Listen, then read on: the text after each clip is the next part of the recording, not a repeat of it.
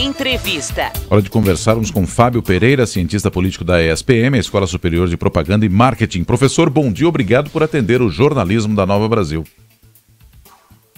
Bom dia, Nonato. Bom dia, Michele. Estou à disposição. Bom, eu gostaria de começar perguntando, professor, a respeito, a gente tem um dado mais cedo aqui sobre o alto índice de reeleição de prefeitos nessa eleição municipal, enquanto a média girava em torno de 60% dos prefeitos reeleitos, agora passou de 80%. Na sua visão, o que explica esse alto índice de reeleição? Os prefeitos estão de fato fazendo um bom trabalho? Bom, pelo menos assim a população está entendendo, né?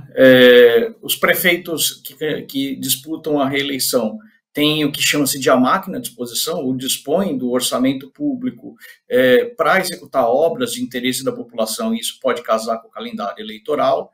Além disso, muitos prefeitos na posição de candidatos à reeleição podem se articular com deputados tanto estaduais quanto federais para receber emendas.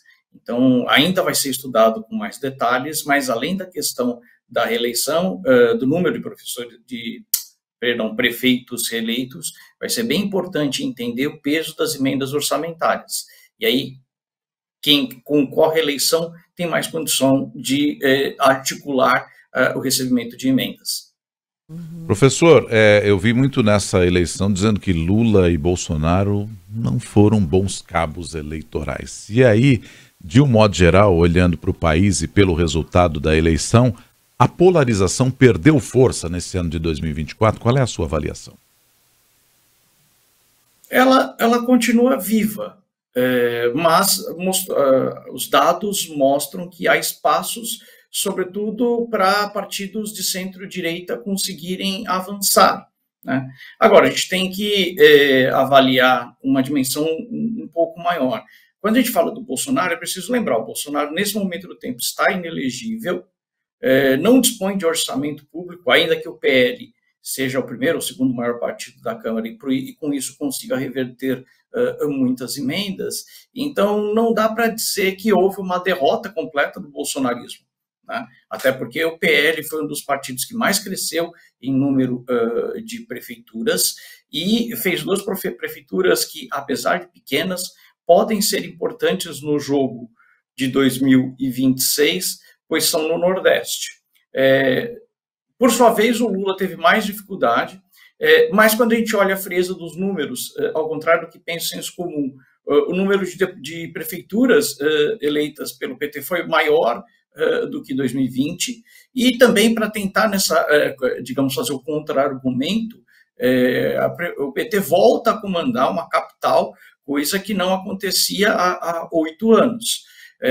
Então, a polarização está viva, essas duas figuras ainda aglutinam muito, mas não podem tudo. Eu acho que esse é o grande recado que sai das urnas.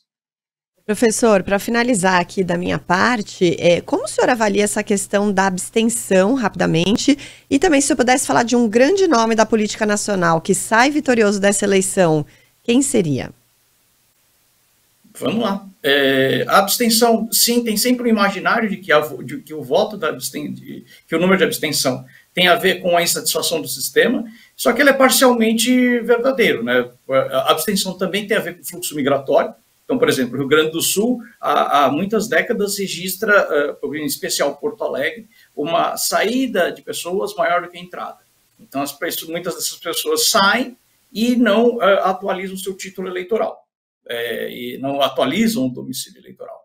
Em parte por desgosto, sim, mas não é aquele descontentamento de não vou propositalmente votar, né? Então, há um descontentamento com a política, mas há questões como fluxo migratório que ajudam a explicar relativamente bem a questão da abstenção.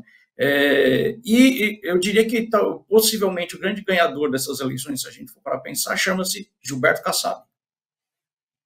Sabia que o senhor ia falar isso. Tem sido apontado aí como um grande articulador da política nacional. Muito bem, pena que não dá tempo da gente desenvolver um pouco mais esse assunto, mas fica o gostinho para as próximas entrevistas. Muito obrigada, Fábio Pereira, cientista político da ESPM, Escola Superior de Propaganda e Marketing, mais uma vez participando aqui do jornalismo da Nova Brasil. Até a próxima. Eu que agradeço. Bom dia, boa semana, Michele, Nonato e ouvintes. Muito obrigado. Bom, 7h28.